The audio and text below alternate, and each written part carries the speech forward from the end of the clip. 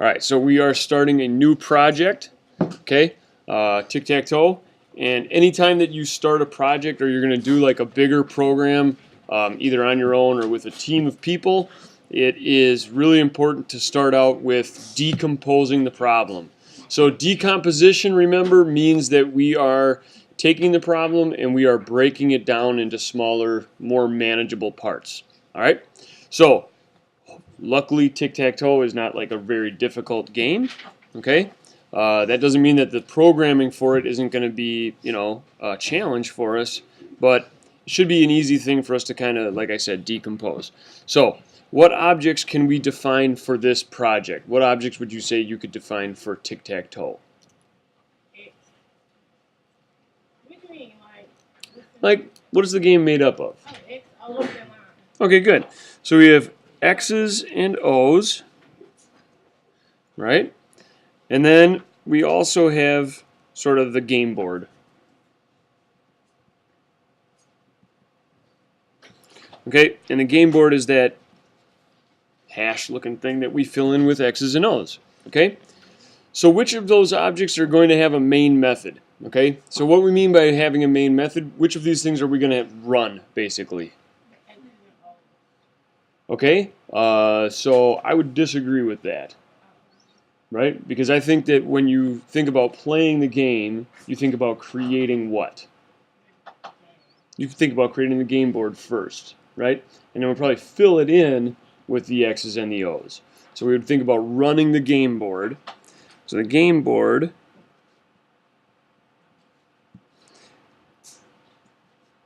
will have a main method. All right, so we'll run that.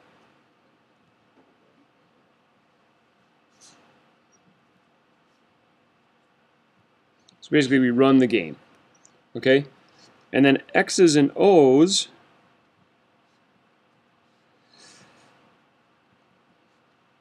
will be objects that we use inside the game.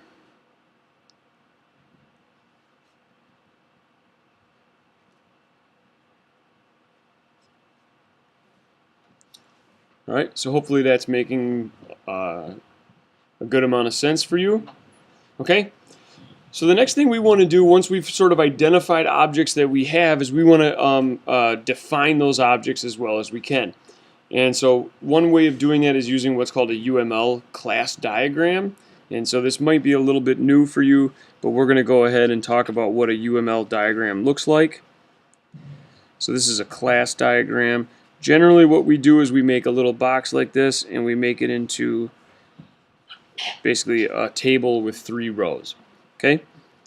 This row is going to be the type of thing that we are defining. Okay? This row is going to have the properties of that thing, and this row is going to have the behaviors of that thing. All right? And in terms of programming, this turns into the class, this turns into the variables, and this turns into the methods. All right? So the first thing that we're going to define inside of this UML diagram is what's called we're going to call it an X mark. Okay? So we'll have X marks and we'll have O marks inside of our game. And so this can be kind of difficult for us, especially when we're first starting out with this idea. So what are the properties, or what are some properties that you guys can think of that an X mark will have? Okay? It's kind of confusing to think about. But what I want you to think about is, if we were playing the game of tic-tac-toe on a computer, what would change about an X? Or what would change from one X to another? What did you say? Yeah, the placement of where it is, right? Like where it is on the board, that's going to change. Okay, so placement is a good word. What's another word that you could use for that? Coordinates, location. Okay, very good. All right, another word for that would be position. Okay, so let's go ahead and we'll use location because that's what you guys came up with. All right. So the location is something that would change for between one X mark and another. Right. Once we place an X mark, we don't expect it to be able to move. Right. We're not going to take it away, but one X will be in a different location than another X. Okay. So location is a property of an X mark.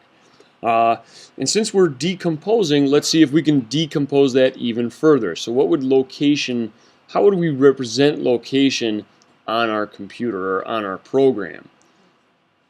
Good, very good. Okay, so we would say that this even breaks down even further to an X and a Y variable. Okay, there it is. So that is something that will change depending on which X mark we're talking about, okay? And really, I think that that's about it. We want these X's to all look the same. We want them to all be, like probably the same color, those types of things, all right? So we're on to behaviors. And behaviors, especially when you're first starting out, can be really, honestly, probably the hardest thing for you guys to do, okay? But I want you to think about the game, all right? When you start the game, you just have this hash of like 4 lines, right? What do we want to be able to do inside of our game? Like, don't overthink it. What do you want to be able to do? When you play Tic Tac Toe, what do? Draw an X's and an O's, right? So you create create an X, okay? So when we create an X, we use an X mark method. And if you think about it, I think it makes sense that we would tell this X mark where it should be created with an X and a Y. And basically what that is that's our constructor. Okay? And remember that a constructor basically allows us to create an object of that type.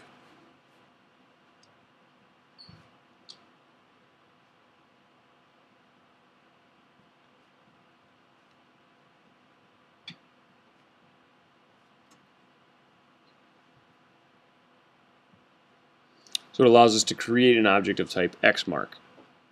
Okay? And there's probably one more behavior that we have to worry about, and it's one of those that's like, once you see it, you probably think, oh yeah, that makes sense. But coming up with it on your own is sometimes difficult just because you're not used to doing this. And that is that we want this thing to be able to draw. And when we draw, we'll need a reference to graphics. So you can imagine that the draw method is just going to draw 2 lines that kind of cross each other to make an X. Okay? All right. So that's good. And you could imagine that we'd have an O mark diagram just the same way as this is. Is there going to be any difference between the X mark and the O mark? It'll look different, right? So when you actually program this, the draw method, right, will look different for an O mark, but pretty much everything else for the class is going to look pretty much the same. All right, so the next thing we want to do is list the requirements of the project. Okay, so when we're listing the requirements of the project, right, we're really not worried about programming. Okay, and in fact, what we're really worried about here is how do we know that we're done programming? Okay, that's what the requirements are. And you can think about this like if you were doing this professionally, you would want to sit down with whoever you are writing a program for, and you'd want to say like, well, what do you want this program to do?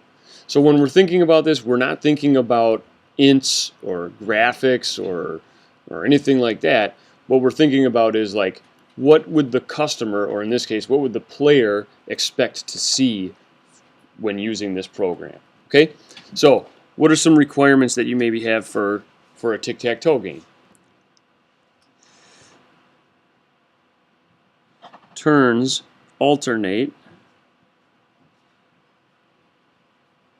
between X's and O's. Okay? Who goes first? X usually goes first. Okay?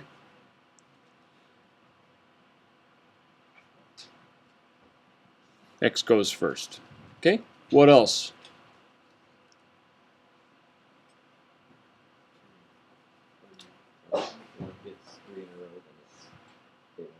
Okay, so do we want the game to determine if there's a winner? Yeah, probably. That makes sense. Okay.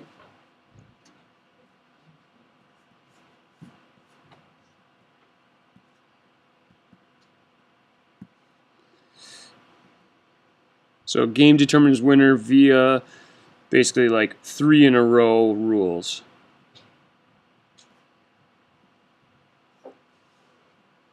Right? So that could be vertical, horizontal, or diagonal. Okay? What else? And when you're doing requirements of a project, right? When you're determining those things, you want to try to like take a step back and not assume anything. You know, like you can list really simple requirements because it kind of helps you decide like how am I going to do this in stages? What am I going to tackle first? Okay, so what do you expect to see? Okay, so maybe it's a tie.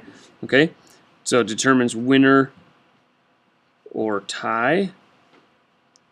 Okay, so you guys call that a cat's game sometimes? Okay. What else do you guys think might be a requirement of the project? Yep. All right, really good. Okay. X's and O's are centered inside boxes. Okay, so what boxes are you referring to? Because I don't see anything in our requirements that says that we have boxes. Okay, so then we want to say that the game will start out with a regular like Tic Tac Toe hash board. Okay.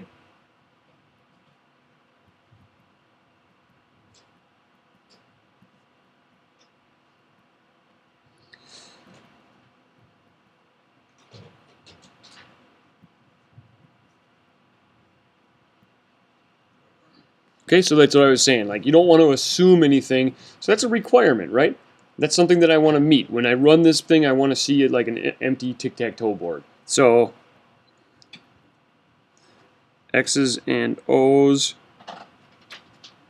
will be sort of placed in boxes. And how will we determine where it should go? Yeah.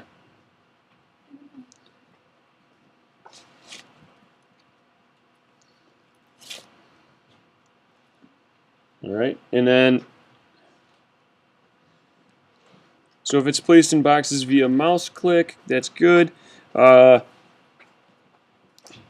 so the other thing that we should like lay out right now is say, are we thinking that we're programming this so that we're playing against the computer, or are we thinking that we're playing this so it's like a two-person game? So it would be nice to do it if it was against the computer, but it may require that we like develop our own artificial intelligence, come up with some rules for like how the computer will determine where it'll go next and stuff like that. And honestly, like you could say, well, we're just going to do that randomly and see how it hangs out, you know. But maybe it's easier if we just say, like, for right now, this is a two-person game. Okay.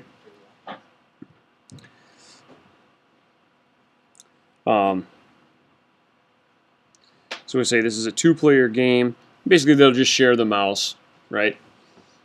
You go, now I go, then you go, then I go. Okay? All right, so that's a pretty good list of requirements. There might be other things, and like I said, you know, if you were doing this professionally, you would sit down with a customer, say, hey, here are the things that I think need to go into it. Maybe they'd have different ideas. Okay, and then as you do the project, they might say you might come in and see problems with what you guys already established, and then be able to kind of rewrite some of these things as you go. Okay, but notice that we're doing all of this stuff before we even start programming, and that's kind of important, is that you have a plan going into your programming. And we're going to talk a little bit more about that in a second here.